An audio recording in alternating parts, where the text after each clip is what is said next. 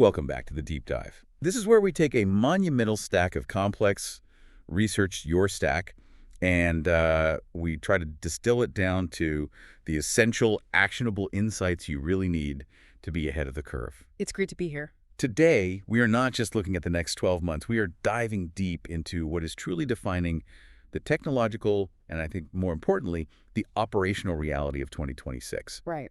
Our source material for this is a really comprehensive, forward-looking report. It's called Navigating the Technological Horizon.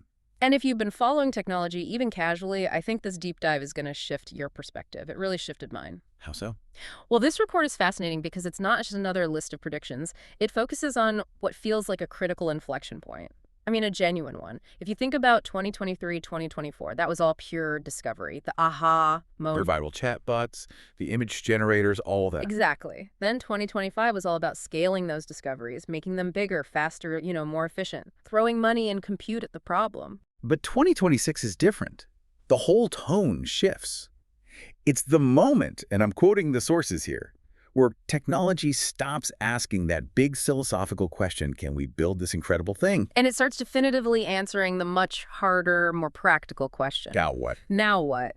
What are the immediate real-world consequences? Right. We cross that threshold. It's a move from the lab, from the excitement of discovery and just pure scaling, to dealing with the genuine, messy, complex consequences. And these are consequences across the board. Oh, completely. Economic, social, geopolitical, even environmental. For any organization listening, it means you're moving intelligence out of the R&D department, out of the sandbox, and you're embedding it into the absolute core functions of the business. So we're talking logistics, customer service. Finance departments, manufacturing processes. It's not a pilot program anymore. This transition is global, it's systemic, and it's happening right now. And on that macro level, this new operational reality is expected to give the entire global economy a pretty serious jolt of energy, a productive tailwind. It is. The report projects global GDP growth approaching a really robust 2.8% in 2026. That's a serious number. Yeah. For a lot of large economies, that's significantly above the historical averages we've gotten used to. It is.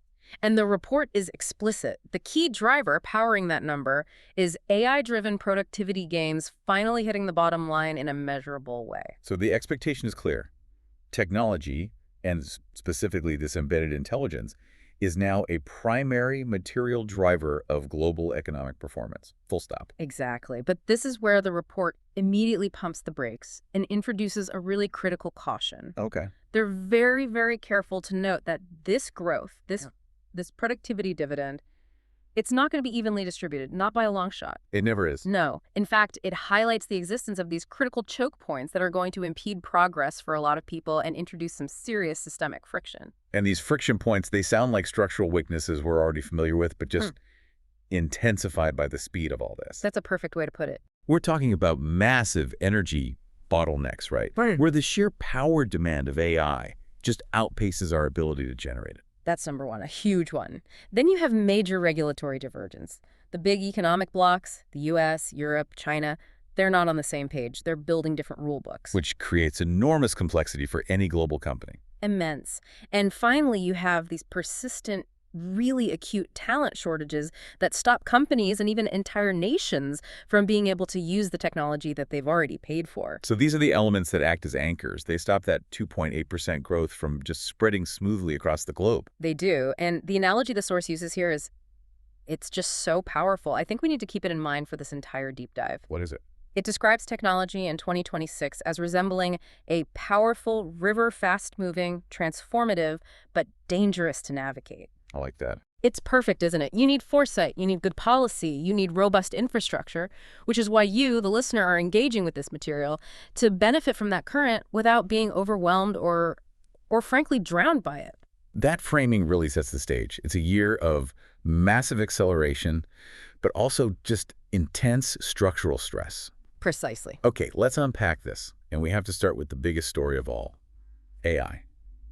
Because it feels like we're moving beyond the viral headlines and into something much more fundamental, less visible. That is the core thesis. If AI was the loudest, most headline-grabbing story of the last couple of years, 2026 will paradoxically be its quietest and most important year. The quietest. That seems counterintuitive. It's because the spotlight is shifting. AI stops being this spectacular product you consciously interact with, like a chatbot you open in a browser, and it becomes what the sources perfectly term plumbing. Plumbing. I get the metaphor of necessity. It's essential. It's behind the walls. But plumbing can also leak. It can break catastrophically, and you often don't notice it until it's way too late and there's a flood. Yes. So what does the report say about the resilience and the trust required of this new AI plumbing? I mean, what happens when a critical system fails? A major energy grid, a global supply chain. That is the essential frictional question the report wrestles with. When AI becomes plumbing, resilience isn't just a feature, it's the new core KPI. It's everything. And this is why that historical analogy they draw is so important. It's so potent. They compare the speed of AI integration to the deployment of electricity in the early 20th century. Okay. When electricity first arrived, it was a spectacle. It was revolutionary, a headline act. Then over time, it just became assumed. And now it's simply impossible to imagine modern life without it. Right. We only notice it when it's gone. Exactly. AI is reaching that same point of assumed invisible necessity, but on a time frame that's compressed from decades into just a few short years. The key difference, to your point, is that when the digital plumbing breaks, the failure cascades across finance, logistics, health, in milliseconds. So if 2023 was discovery, 2025 was scaling, then 2026 is truly the prove-it era. The prove-it era. I like that. What does that actually mean for how these AI systems are assessed and judged? We're done with judging models based on how clever their poetry is. Right? Oh, completely. The standards have moved from novelty to just brutal operational rigor. AI systems are no longer judged by these superficial consumer-facing metrics. The new measures are the ones that directly affect the P&L and operational resilience. So we're talking hard numbers. Hard numbers, demonstrable evidence of cost reduction, measurable throughput gains in industrial processes, and crucially, we're looking at hard metrics around accuracy, resilience, and critically, trust. And what does trust mean in this context? It's not an emotion. No, it means the system has to be auditable. It has to be predictable under stress. You have to understand why it made the decision it made. These are the metrics that management teams track and report to their boards and their shareholders. It's about liability. And that transition from, let's call it demoware, to core infrastructure. It requires the advanced tech we saw scaling in 2025 to now harden into these truly robust enterprise-grade tools. That's the whole story of 2026. The hardening. So let's break down those three pillars that are making AI truly operational, starting with how this synthetic brain is, well, broadening its senses. The first pillar is multimodal AI. This represents a massive functional leap. Because these systems are moving beyond generating just text or just images, they're gaining unified reasoning capabilities across text, image, audio, and video all at the same time. Okay, when you say unified reasoning, what does that actually look like in a practical business context? Give me an example. What specific task can a multimodal system do in 2026 that a single mode system just couldn't a year ago? Okay, great question. Think about a major manufacturing facility. A single mode system, a text-based one, could read a maintenance log and flag an issue. That's useful. Sure. A multimodal system can do that, but it can also analyze the real-time video footage from cameras on the factory floor, listen to the acoustic data from the machinery for subtle sounds that signal early failure. Like a specific vibration or a hum? A specific hum that's just a few hertz off from normal. It can then cross-reference all of that sensory input with the written maintenance log and the machine's historical performance data, and then it can generate a natural language summary of the required repairs, complete with images and video clips showing the exact location of the potential failure point. So it's not just flagging a problem, it's providing a full diagnostic package. It provides a complete holistic awareness. It turns all that raw sensory input from different sources into a single actionable cross-domain insight instantly. That's a dramatic shift. It moves the AI from being a very specialized tool, like a spell checker or a calculator, to being a general-purpose synthetic brain that can process complexity almost like a human site manager. Precisely. And that leads us directly to the second pillar, agentic systems. This is where it starts to get a little sci-fi for some people. It does, but it's becoming reality. This is where the AI becomes autonomous. It moves beyond just responding to simple human prompting.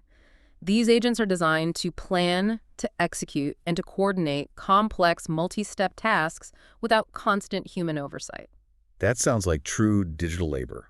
taking actions in the real world or in complex digital environments. Yeah. But, and this is the big question I always have, what happens when an autonomous agent runs into a totally unexpected, novel failure, a situation it wasn't trained on? Right. If this agentic system is, say, planning and executing contracts or managing the logistics for an entire global supply chain, who carries the liability when this system makes an unprompted, very costly mistake? That liability question is the single greatest challenge facing agentic systems in 2026, and it's exactly why this prove-it era is so crucial.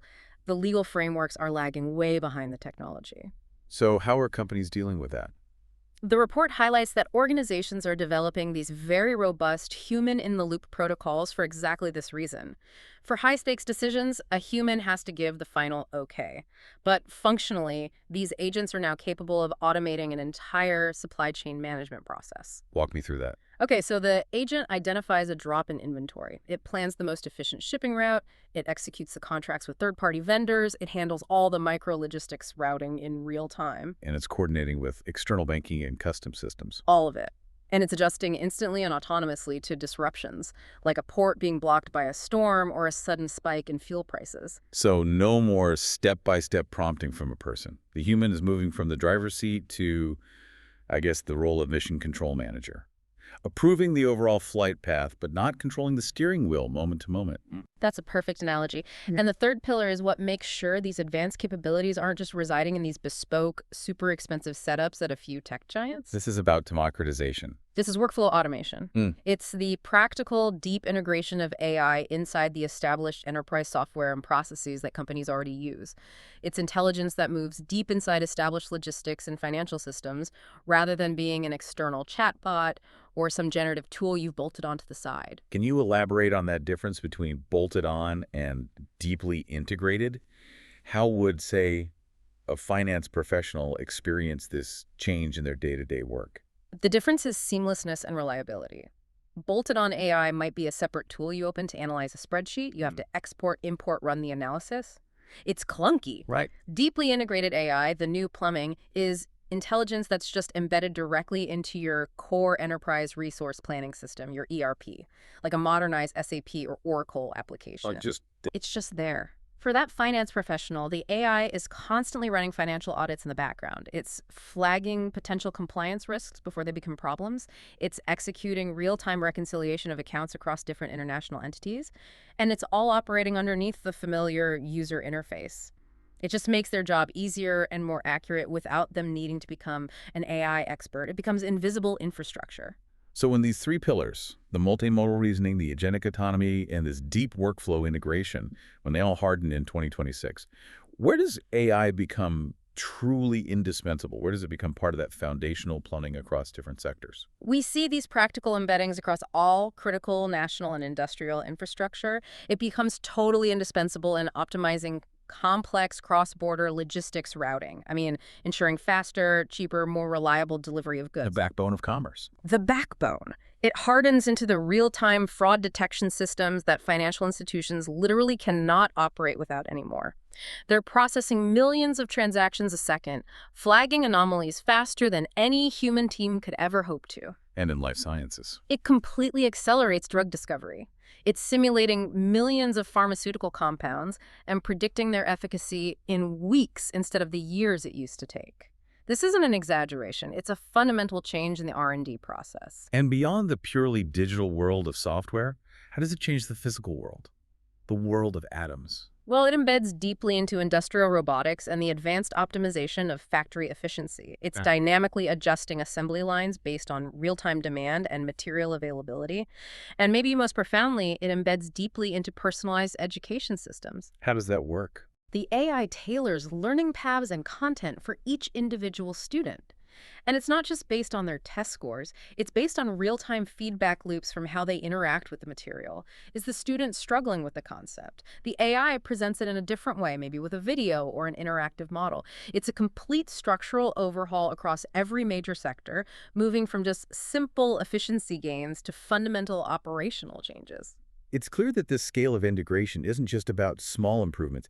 It really is a productivity tsunami. It is. And that brings us perfectly into the global economic repercussions of this newly hardened, invisible infrastructure. Yeah. If 2026 is the year AI becomes operational reality, then we absolutely have to look at the bottom line results, what the report calls the AI dividend. This is really where the economic credibility shift happens. The AI dividend that has been promised and hyped for years, it's finally starting to appear not just in lofty investor forecasts, but directly on corporate balance sheets. Through what mechanisms? It does. Asset managers, economists, they're estimating that this AI-driven productivity could add trillions of dollars to global output over the next decade. This is no longer a speculative technology play. It is the most powerful engine of projected global economic growth. And frankly, organizations that fail to integrate AI risk becoming structurally disadvantaged very, very quickly. So what's fascinating here is that the report goes on to explain why the gap between AI's promise and its real-world impact is narrowing so rapidly in 2026. This isn't just slow, gradual progress. They identify three specific, accelerating technical drivers making this operationalization possible right now. Right, these are the accelerators. Okay, let's unpack these three. What's the first one? The first driver is the maturation of multi-agent systems. We talked about agentic customs, a single AI agent doing a task, but multi-agent means they can mimic and even replace complex, collaborative, team-based workflows. Okay, so give me an example. We're moving from replacing, say, a single administrative assistant with one AI agent to potentially replacing a whole team. To potentially replacing a team of 5 data analysts, for example, with 5 coordinated AI agents who handle the entire workflow. Data sourcing, cleaning, the actual analysis, the report generation, even scheduling the presentation. So it's the coordination that's new. Exactly. Mimicking an entire coordinated team structure is far more impactful than just replacing a single function. These systems can handle the handoffs, the conflict resolution, and the coordination that used to require a human manager's oversight. That's what drives the massive efficiency gains in these white-collar environments. Okay, that's a huge leap. What's the second driver? This one focuses more on accuracy and utility. That is the rise of domain-specific language models. So instead of relying on these vast general models that were trained on the entire public internet with all its quirks and inaccuracies, Right. we're seeing AI that is tailored precisely for very specific fields like specialized healthcare, think radiology or oncology, or complex regulatory law, or structured finance, or advanced engineering. And why is that so important? Because this domain specialization drastically improves both the accuracy and the utility of the output, it makes it reliable enough for those critical, liability-sensitive enterprise functions. When you can actually trust the AI's output in a regulated environment, adoption just accelerates instantly. And that reliability is absolutely non-negotiable. You can't move from the demo stage to the operational plumbing stage without it. You cannot. And the third driver is purely technical, but it has these huge economic and political implications: inference efficiency breakthroughs. Okay, define inference for us. Sure. So training an AI model is the very expensive, energy-intensive process of teaching it. Inference is the technical process of running that already trained model on new data to get an answer. Training is a one-time cost, but inference happens millions, even billions of times a day in production. So why is the cost reduction in inference the critical bottleneck for widespread adoption, for the democratization of AI access? Because if the cost to run a single query to infer an answer is too high, then only the absolute largest companies can afford to deploy these systems at scale. Breakthroughs in efficiency mean that the processing power, and therefore the cost, required to service a single query drops significantly. And that changes everything. It makes large-scale AI deployment dramatically cheaper. So it accelerates widespread adoption across all the smaller and medium-sized enterprises that previously just couldn't afford the operational expense. This democratization is what's really fueling those rapid growth numbers. So these three drivers, the multi-agent coordination, the domain-specific accuracy, and the cheaper runtime, that's the rocket fuel accelerating the operationalization of AI. That's it. But as we established right at the top, this powerful river comes with inherent dangers and friction. So let's talk about the first and biggest constraint: energy, the strain on the power grid. This truly is AI's Achilles heel. The sheer energy appetite required to train and run these increasingly massive models is straining already stressed power grids all over the world. People don't really grasp the scale, do they? Not at all. Training one single massive model can consume the annual energy output of a small town. This massive, sudden, unexpected demand is forcing immediate, intense innovation in three distinct interconnected areas. I often hear people say, well, just build more power plants. But this is a much more fundamental, short-term rethinking of how the technology itself consumes power and how we cool the massive infrastructure required to run it, isn't it?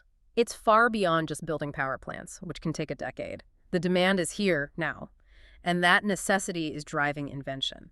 First, there's this intense, focused push for 10x more efficient inference. From a software side. From the software side, it's an engineering mandate. If you can reduce the energy needed to run the model by a factor of 10, you ease the grid strain significantly without having to build a single new power plant today.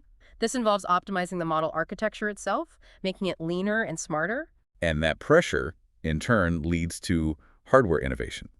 We all know the current market is dominated by a single player, but high demand and high constraint are the mother of competition. Absolutely. The dependency on a single, expensive hardware ecosystem is being aggressively challenged. This is leading to the development of non-NVIDIA chip ecosystems. So new players are emerging. New players and the tech giants are designing their own chips in-house.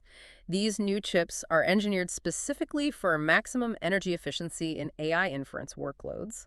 They prioritize watts per operation over just raw speed, which also drives down the cooling requirements, and cooling is itself a major energy sink.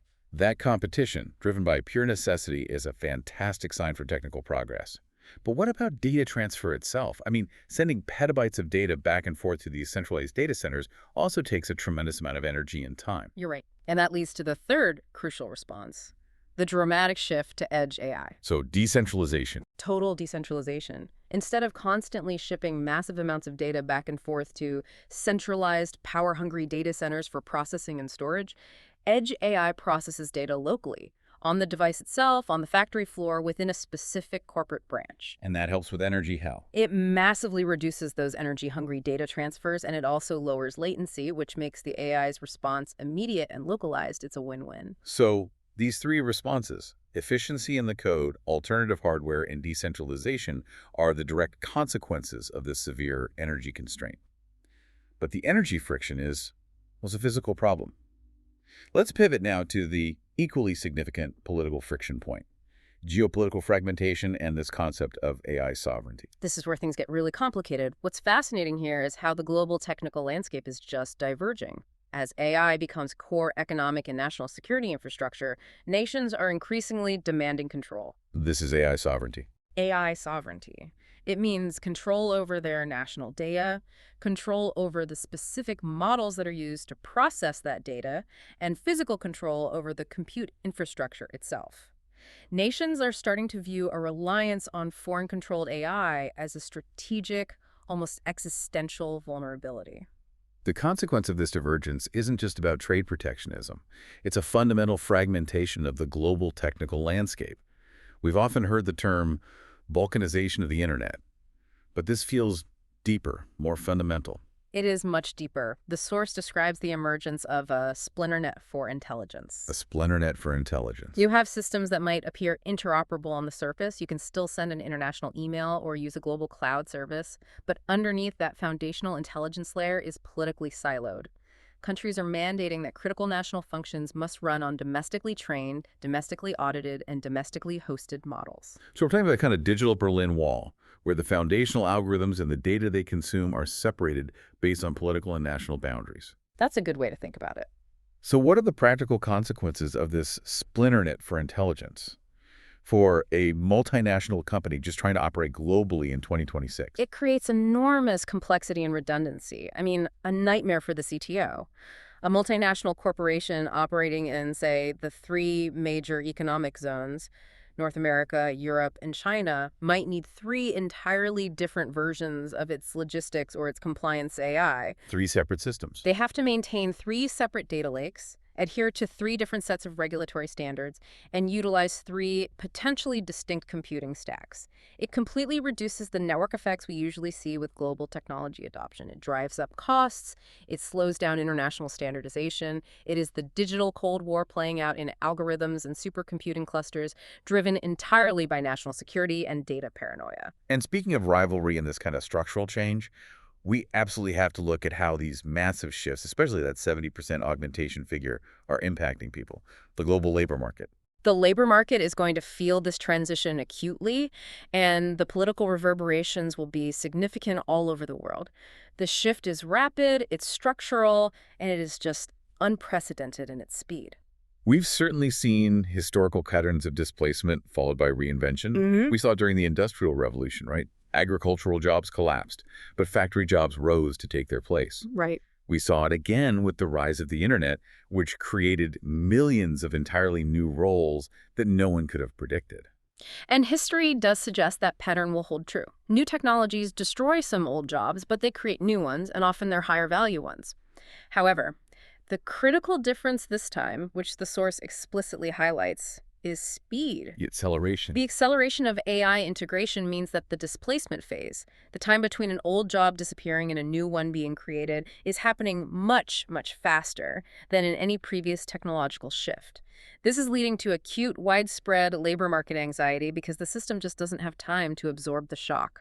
And the societal implication of that is stark. I mean, societies that invest heavily and immediately and proactively in reskilling their populations, in radically adapting their education systems, they will thrive. They'll catch this technological tailwind and distribute the productivity gains. But those that delay that investment may see genuine economic and social fracturing as large swaths of the population find themselves completely mismatched with the available job roles.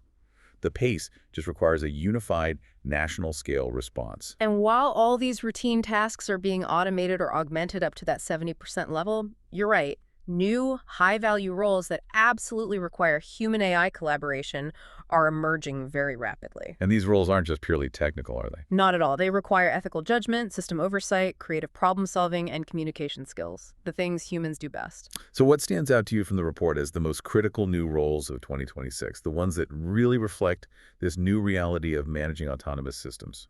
The source details several that I think are really essential, and they all reflect this need to govern the AI plumbing.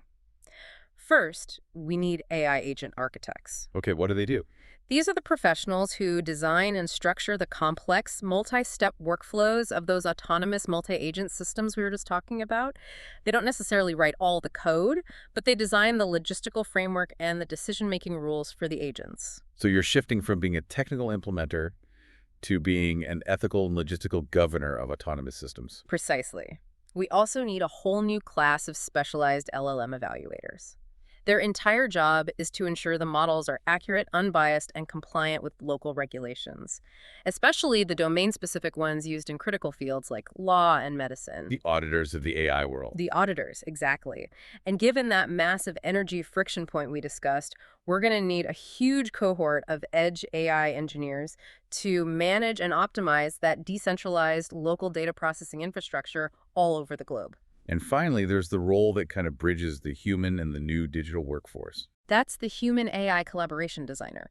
These are people who build the optimal interfaces, the communication protocols, and the validation checkpoints between augmented human workers and their powerful new digital colleagues. So it's not about competing with AI. No, the future workforce is about being the expert manager, the expert auditor, and the expert collaborator with the intelligent plumbing. Now let's zoom in on the global AI race, which, Yeah. is currently defined by 2 major poles, the United States and China. And their approaches to leveraging this operational future could not be more distinct. How is the U.S. positioned as an innovation engine in 2026? The U.S. position is one of reinforcing its leadership, and it's doing that primarily through the power of its venture capital markets and its foundational research institutions. AI remains a central economic pillar. All the analysts project that foundational AI research and the rapid commercialization that's facilitated by the U.S. startup ecosystem that will materially contribute to that overall global growth uptick we discussed at the start. So what are the key deployment focus areas that we'll see across the U.S. in 2026? What are they building on from the scaling boom of the previous year? Okay, first is the widespread deployment of AI native enterprise platforms. This isn't just adding an AI feature to an old piece of software. This is a fundamental redesign of core business software designed from the ground up with AI integrated into every single module, finance, HR, R&D, everything. Total rebuild. Poodle rebuild. Second, there's the necessary and very expensive expansion of AI supercomputing clusters. This is the specialized, power-hungry infrastructure that's required for training the next generation of massive models. And this is leading to these fierce bidding wars for energy access and land near power stations. And beyond just pure software and data centers, what about the physical world? We see accelerated investment in humanoid robotics and personalized AI agents. The U.S. market is pushing automation beyond pure white-collar software into general-purpose physical labor. They're trying to solve both supply chain bottlenecks and labor shortage issues at the same time through advanced physical automation. But, as the sources are quick to note, leadership brings immense scrutiny and responsibility. What are the big regulatory pressure points the U.S. is facing, specifically in controlling the output and the use of this technology? The report identifies several critical pressure points that could really slow down adoption if they're left unaddressed. The most acute is job displacement, which is driving intense political and labor anxiety. Of course. Then there's the pervasive issue of algorithmic bias. We have to ensure fairness and equal access as AI makes more and more critical decisions in areas like lending, hiring, even judicial sentencing. And the moment you move that intelligence into the plumbing, any inherent bias in the system just becomes systemic and invisible. It's incredibly dangerous. It's incredibly dangerous. We also have intensifying cybersecurity risks as these new autonomous systems introduce new, faster, and much more complex vectors for attack. And then there's the one that feels most immediate, maybe most politically charged, especially in the run-up to future elections. Digital provenance and content authentication. Verifying whether any piece of content, video, audio, text is real or AI generated. The rapid proliferation of highly realistic deepfakes threatens to just completely erode societal trust in public information. That digital provenance issue feels critical. If we can't trust what we see and hear, how can we maintain a functioning society, let alone ensure the operational viability of these systems? Absolutely. The need for immediate standardized watermarking and provenance tracking it's immense. Furthermore, the report notes that AI is now deeply intertwined with national strategy, pointing to these really ambitious initiatives that go, and I'm quoting here, beyond Earth. Beyond Earth. This includes plans for space-based data centers and the continued massive push of the Artemis program to the moon and beyond, which is heavily reliant on AI for navigation and robotics. Let's focus on those space-based data centers for a second. That sounds like science fiction. Is the goal there simply to find cheap cooling in the vacuum of space, or is this about achieving some kind of ultimate compute dominance away from terrestrial conflicts and constraints? It's a dual mandate. It's a strategic hedge. First, yes, it addresses the energy constraint. By moving infrastructure into orbit, you can utilize concentrated solar power much more effectively and leverage the near vacuum of space for vastly more efficient cooling. That's the economic driver. But the strategic driver. The strategic driver is absolutely about dominance. Placing critical compute resources outside the jurisdiction and reach of earthly rivals provides a level of geopolitical security and resilience that is simply unmatched. The energy constraint is literally driving us to consider off-world infrastructure to maintain a strategic edge. So the U.S. maintains its edge through this combination of venture capital speed, top-tier research, and an unmatched commercialization ecosystem, but it has to wrestle very publicly and very politically with the regulatory and energy consequences of that dominance. That's the trade-off. Now let's pivot across specific to China. Their trajectory is defined by a completely different set of priorities. Priorities defined by national stability and long-term state planning. China's AI trajectory in 2026 is defined by those three core principles we mentioned earlier: scale, speed, and strategic autonomy. There is an acute national drive towards self-reliance in every single layer of the technology stack. And economically. Their GDP growth is projected to be around 4.4%, which is significantly higher than the global average. Yeah. And massive state-directed AI adoption is seen as the major catalyst for that internal productivity. That significantly higher projection really speaks volumes about the expected domestic impact of their centralized technology strategy. What are China's core strategic advantages that enable this scale and speed? The sources list three primary advantages that the U.S. ecosystem just structurally cannot match. First, massive data sets. These are the raw fuel for large language models, and they're often centrally aggregated by the state, which provides an immense advantage in training models very rapidly. The fuel for the fire. Exactly. Second, rapid commercialization cycles. They can move a technology from a state-backed research lab to massive market deployment incredibly fast because of coordinated national policy. There's less friction. And the third. Strong state coordination across research, industry, and infrastructure planning. This ensures a near-perfect alignment between national goals and technological development. And we noted the energy friction point earlier for the U.S., which is forcing things like decentralization. But the report suggests China is strategically positioning itself to address that energy problem head-on through massive state-directed investment. They're strategically insulating themselves from that constraint. China made a significant concerted push in 2025 in massive new energy production. This includes conventional nuclear projects and rapid investment in experimental fusion research. So by 2026. By 2026, this surge positions them with a strategic energy edge. It's what's necessary to support the power-hungry AI infrastructure required for national-scale model training and deployment. Without the immediate paralyzing constraints that other nations are facing, they can train bigger models faster without the fear of their grid collapsing. So their key focus areas will naturally align with these advantages: scale, energy, and physical infrastructure. Exactly. We see key focus areas, including the commercial deployment of humanoid robots, moving beyond fixed industrial arms into general-purpose labor to address their significant demographic shifts. Right. They're also focusing heavily on national-scale AI-enhanced logistics and manufacturing, maximizing efficiency across the country's vast and incredibly complex supply chains. And finally, significant domestic advances in foundational technologies like quantum computing and edge AI chips to reduce their reliance on any external Western suppliers. It all reinforces that goal of strategic autonomy. And the tension here, of course, is that geopolitical constraint we talked about, the splinter net. Those geopolitical tensions and the desire for control just accelerate China's push toward domestic alternatives. It reinforces the need for complete self-reliance in the technology stack, particularly in semiconductors and AI models. The consequence of that. The consequence is the formation of these parallel innovation paths. These paths are deliberately less interoperable with the Western tech ecosystem, but they are fiercely competitive and tailored specifically for Chinese domestic needs. And that just further deepens the fragmentation of that global intelligence layer.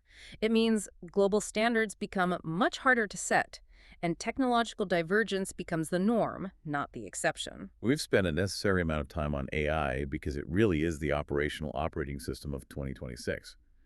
But the report is explicit that 2026 is not a one-note year. Other adjacent technologies are moving just as rapidly from promise to operational impact, fundamentally redefining the entire technological stack. That's the critical piece of context here. AI is the engine, but the chassis, the wheels, the navigation system, they're all shifting dramatically at the same time. We really need to look next at what's happening in quantum computing and how that intersects with immediate real-world security challenges. Quantum has always felt like the technology that's perpetually 5 to 10 years away from being useful. Is 2026 the year we finally see it edge closer to real utility? Is it moving out of the purely academic sphere? Yes, but with a big asterisk. Only in highly specific, high-value domains where classical computing fails spectacularly. We're seeing quantum computing move toward real-world utility in a few key areas. Such as? Pharmaceutical simulations for faster drug discovery. Modeling complex molecular bonds is computationally prohibitive for traditional systems, but it's what quantum computers are designed for. It's also being applied to complex financial risk modeling to optimize massive portfolios and predict market shocks with more accuracy. And in advanced materials science, to design new alloys or superconductors from scratch. When does quantum excel specifically at simulation where traditional computers struggle so much? Well, to put it simply, classical computers calculate sequentially. They have to rely on approximation for immense complexity. Quantum computers, because they use principles like superposition and entanglement, can model the inherent complexity of natural systems, like a molecule, much more directly and accurately. So they're better at mimicking reality. They are. And this ability to run highly accurate simulations for complex chemistry and materials design is where we see the first commercial utility really emerging in 2026.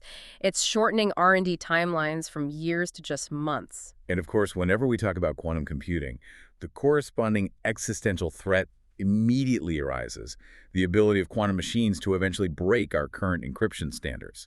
This has always been framed as a future threat, but is 2026 the year that companies really must act? That threat, which is often called the harvest now, decrypt later threat model, is what's pushing quantum-ready cryptography, or PQC, from being a theoretical consideration to an essential operational mandate. Harvest, now decrypt later. Break that down for us. It means that malicious actors, nation-states, are siphoning up and storing vast amounts of encrypted data today, with the full expectation that a viable quantum computer will be able to decrypt it within the next decade. So today's secrets are tomorrow's open books. Exactly. And for that reason, the source is very clear. By 2026, industries handling the most sensitive, long lifespan data, we're talking healthcare records, financial transactions, government secrets, they must treat post-quantum security as essential, not optional. That is a serious and expensive compliance and infrastructure challenge that is landing squarely on IT budgets in 2026. It's an urgent defensive investment you have to make now before the offensive capability is even fully matured. It is. You have to migrate your entire cryptographic infrastructure. It's a huge undertaking. Okay, moving from the purely computational to the experiential. Let's talk about spatial computing. This is the maturation of mixed reality, augmented reality, and the report sees it moving very rapidly from a consumer novelty to a professional necessity. The whole shift is happening across the interface layer. Spatial computing is fundamentally changing how we interact with data. It's dragging us away from the two-dimensional, flat, rectangular screen that has dominated computing for 50 years. And how is it doing that? AR glasses and headsets are starting to replace screens for specific professional, collaborative, and highly manual tasks where having your hands free is critical. Can you give us a practical example of how AR glasses would replace a screen in a professional context in 2026? Sure.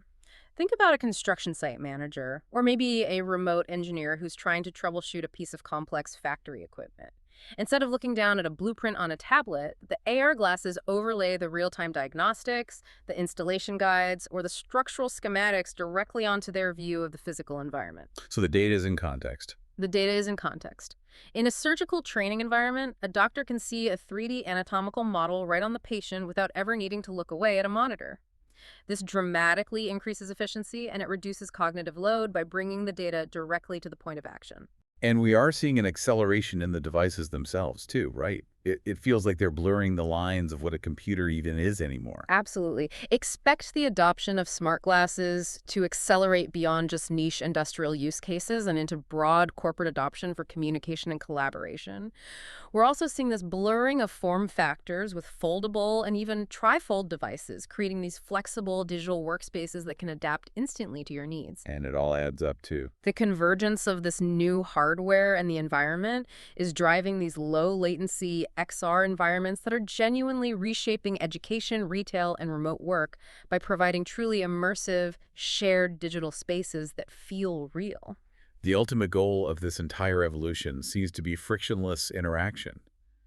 But the report hints at a future where interaction might not even require a physical device in the traditional sense. That's the most forward-looking concept, moving beyond the physical device entirely. The early brain-computer interface experiments, or BCIs, that are being discussed, they are the absolute extreme of this trend. And what do they hint at? They hint at a future where thought is instantly translated into digital action, where the interface is no longer a mouse or a keyboard or even a pair of glasses, but the user's mind itself.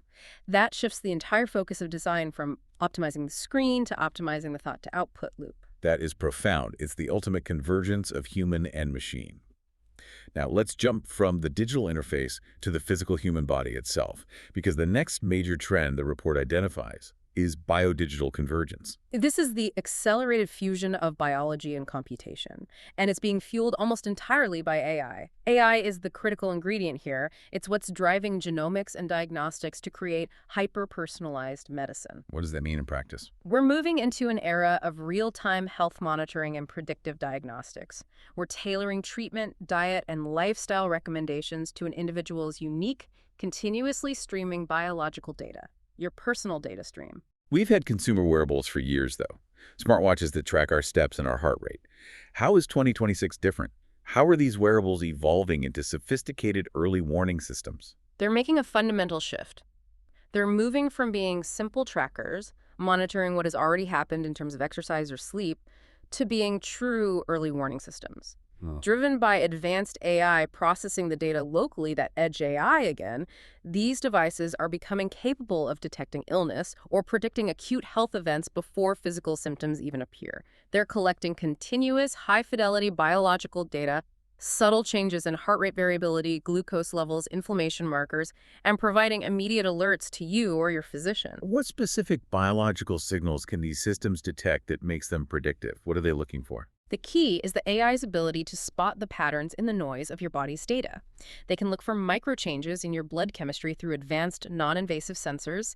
They can detect pre-symptomatic viral infections by monitoring tiny fluctuations in your body temperature and sleep efficiency.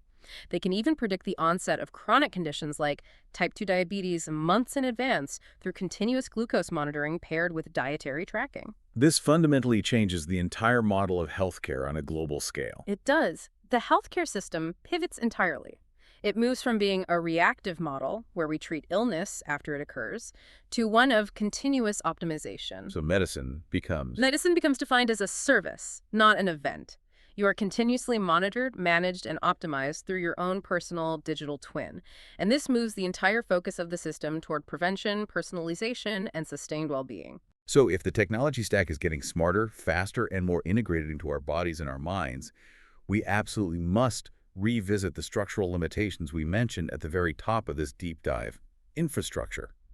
The entire operational future we've described rests on this foundation. We have to. And the constraint is not negotiable. Energy limits will govern the speed of technological progress.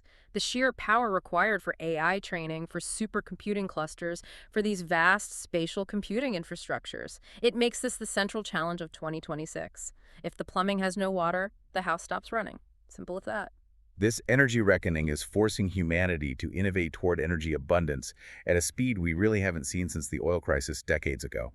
What are the three primary technological responses to this central constraint? How are we pushing for sustainable abundance? The first is the massive political and financial commitment to the long game. Intensified fusion research. The promise of clean, near limitless power is the ultimate long-term solution to the AI energy crisis. And governments and private entities are in a dead sprint to achieve sustained, energy-positive fusion within this decade. That's the moonshot. What about the more immediate responses? Managing what we already have. Yes. Second, we are seeing the rapid deployment of smart grids and IoT 2.0. These are intelligent networks that use AI to dynamically balance supply and demand. They can instantaneously optimize energy consumption across entire cities and large industrial infrastructure, which minimizes waste and helps manage those critical peak loads. And the third response ties directly back into our earlier discussion of AI efficiency and decentralization. Correct. That's the further accelerated push into edge computing. By processing data locally, we dramatically reduce the energy footprint associated with those long-distance data transfers, and we decrease the operational power needed for cooling in these massive centralized data farms. In this context, decentralization is an energy strategy. It's astounding that solutions that were considered pure science fiction just a few years ago are now entering serious commercial and national planning discussions as a direct result of these limits. Let's talk again about some of those more radical solutions. The report highlights that even space-based data centers are now entering serious discussion. The idea is to bypass our terrestrial energy limits by moving compute infrastructure to locations where concentrated solar power is abundant and reliable, or simply to take advantage of ambient conditions that drastically reduce the energy required for cooling. This is a massive multi-billion-dollar undertaking. Is this primarily an economic calculation, cheaper cooling, or is this about strategic security, putting your critical assets literally out of terrestrial reach? It's a fundamental alignment of economic necessity and geopolitical security. It is cheaper cooling and abundant solar power, yes. But it is also about securing your national compute capability against physical threats, cyber warfare, and the regulatory uncertainty that's associated with that splinter net we discussed earlier. The constraint is driving us literally off-world for a strategic advantage. And as our systems become more powerful, faster, and more autonomous, the threats they face also become more complex and autonomous. That leads us, inevitably, to the evolution of cybersecurity in 2026. The fundamental pivot required for cybersecurity is actually pretty straightforward to understand. Autonomous threats require autonomous defenses. Machine versus machine. Machine versus machine. As multi-agent systems and these highly effective generative AI tools are leveraged for offense, to create new malware faster, to deploy incredibly sophisticated phishing campaigns, our security systems must leverage the exact same technology for defense, responding at machine speed. A human can't keep up. So what are the three foundational pillars of a 2026 cybersecurity architecture? What has to be in place to handle this new reality? First, you need hyper-effective AI-driven threat detection. AI has to be deployed to spot anomalies and respond at machine speed far faster than any team of human analysts could ever monitor billions of data logs. 1 second. Second, we're seeing the rise of autonomous secure development pipelines, sometimes called DevSecOps+++. Security is built directly into the software creation process from line one. It's not bolted on at the end. This continuous, proactive approach is essential when your development cycles are accelerating so rapidly because of AI assistance. And the third pillar seems to relate back to that need for trust, data sovereignty, and compliance. That is the necessity of privacy-first architectures that utilize local data processing. By implementing techniques like federated learning and keeping sensitive data localized on the device or within a country's borders, systems can comply with the growing number of regulatory requirements, prevent those massive centralized data breaches, and ensure that data sovereignty is maintained, even in complex international operations. On the regulatory front, the source points out a specific geographical focus that is going to have global ripple effects. It does. The regulatory readiness and the deployment of post-quantum defenses are particularly critical in Europe. Initiatives like the AI Act, coupled with their existing privacy mandates like GDPR, mean that the decisions made in Brussels will inevitably reshape how software is built and governed globally. The Brussels effect. The Brussels effect. International organizations that want to sell into the massive European market will be forced to adopt their higher standards for security, for data handling, and for digital provenance. They're essentially exporting Europe's regulatory philosophy to the rest of the world. This has been a truly comprehensive look at what the sources are defining as the operational reality of 2026. Let's try to synthesize these key shifts, putting that AI engine back into the context of the larger technological stack that's changing around it. We've seen a really complex transformation. AI moves rapidly from being this external tool you use to being invisible infrastructure embedded in every single process, the operational plumbing of the world. Right. And this new infrastructure is fueling a significant boost to global output. But at the exact same time, geopolitical fragmentation is deepening, which is leading to that complex and costly splinter net for intelligence. And critically, the adjacent technologies, they're not waiting on the sidelines. They are defining the new edge. They are accelerating right alongside AI. Quantum computing is finding high-value operational utility in very specialized sectors like pharma and finance, while at the same time forcing these immediate, expensive defensive measures like post-quantum cryptography. Spatial computing. Spatial computing is maturing into a necessary interface for education, for industry, for remote work. And biodigital convergence is fundamentally changing our health system toward this model of continuous predictive optimization. And the single, non-negotiable bottleneck that is driving so much of this intense innovation is energy. Energy is the absolute governor of speed. That constraint is what's driving innovation toward efficiency, toward fusion research, and frankly toward some pretty radical solutions like space-based data centers. It's all geared toward achieving sustainability and operational resilience. The interplay between this massive computational need and our finite energy supply is the defining tension of the year. Looking at the big picture recap table from the source material, just for quick reinforcement, the core trend of AI infrastructure, it impacts all sectors. All of them. Quantum computing impacts healthcare and finance through simulation and cryptography. Spatial computing impacts education and retail through XR collaboration.